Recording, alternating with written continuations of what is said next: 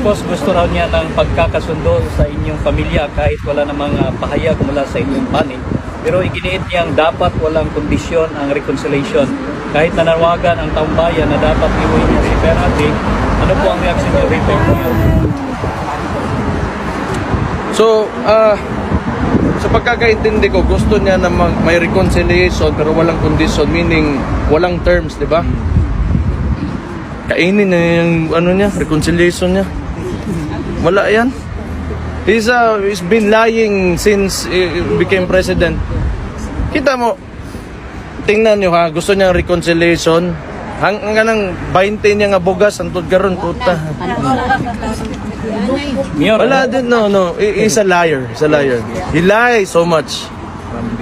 Puro kasinungalingan yung tao na yan. And ang style kasi ng administrasyon na yan, press release, kusa reconciliation. Ganito yon. Listen to me. Itong nangyari, 'di ba, pagkatapos ng eleksyon, so naratol sila, binisaya pa. Parang shaken sila with the results kasi nung pagsabi niya 12-0 papasok sila. Then ang nangyari, wala, watak-watak.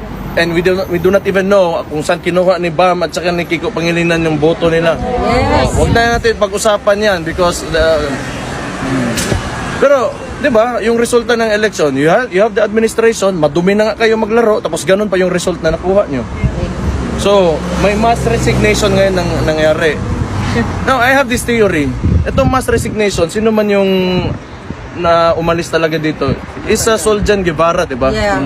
I think that was only a smokescreen to tanggalin si Soljan Guevara kasi they do not want to admit na hindi nila masagot yung mga tanong sa kanila.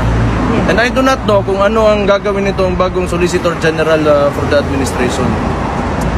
So, yan, puro PR, puro positioning, puro angling sa media, and puro propaganda. That's all that you will get from this administration. It's been 3 years and it's been like that.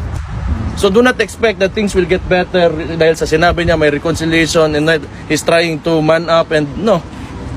Like what PRD said, and it clearly shows ngayon midterm na ito that he is weak.